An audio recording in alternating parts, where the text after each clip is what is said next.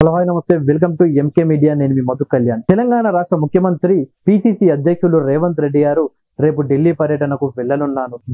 పర్యటనకు లోక్సభ ఎన్నికల రిజల్ట్ తర్వాత మొదటిసారి సీఎం రేవంత్ రెడ్డి గారు ఢిల్లీ పర్యటనకు వెళ్తుండడంతో ఇప్పుడు ఈ యొక్క పర్యటన సంచలనంగా మారిపోయింది.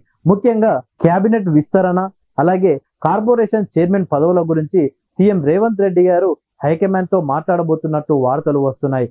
వీటితో పాటు తెలంగాణ రాష్ట్ర నూతన పిసిసి అధ్యక్ష పదవి గురించి కూడా సీఎం రేవంత్ రెడ్డి గారితో హైకమాండ్ చర్చించనున్నట్లు సమాచారం. అయితే ముందుగా కేబినెట్ విస్తరణ గురించి మాట్లాడుకుంటే మంత్రి పదవుల కోసం చాలా మంది నేతలు పోటీ పడుతున్నారు. ముఖ్యంగా కోమటిరెడ్డి రాజగోపాల్ రెడ్డి గారు మాత్రం మంత్రి పదవి కోసం తీవ్ర ప్రయత్నాలు చేస్తున్నారు.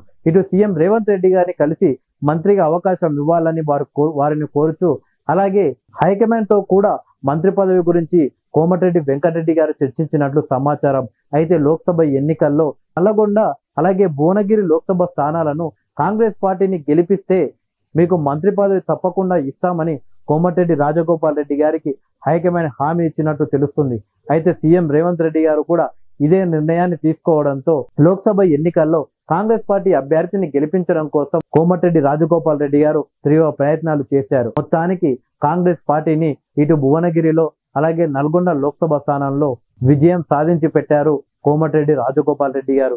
అలాగే ఒకవేళ కేబినెట్ విస్తరణ జరిగితే అందులో కోమటిరెడ్డి రాజగోపాల్ రెడ్డి గారికి తప్పకుండా మంత్రి పదవి దక్కే అవకాశం మాత్రం కనిపిస్తున్నాయి. ఇంతకు ముందు మంత్రిగా చేసిన అనుభవం, అలాగే నల్గొండ జిల్లాలో చాలా బలమైన నేతగా, కాంగ్రెస్ పార్టీ కోసం చాలా బలంగా పనిచేసే వ్యక్తిగా కోమటిరెడ్డి రాజగోపాల్ రెడ్డి గారికి పేరు. ఇక నూతన పిసిసి అధ్యక్ష పదవి కోసం చాలా మంది నేతలు పోటీ పడుతున్నారు. అందులో మొదటగా అద్దంకి దయాకర్ గారు, అలాగే Congress party working president Mahesh Goud, వీరితో పాటు కాంగ్రెస్ పార్టీ వర్కింగ్ ప్రెసిడెంట్ అయినటువంటి మాజీ ఎమ్మెల్యే జగ్గారెడ్డి గారు, మధుజశ్రీ గౌడ్ గారు, వీళ్ళంతా తీవ్ర ప్రయత్నాలు చేస్తున్నారు.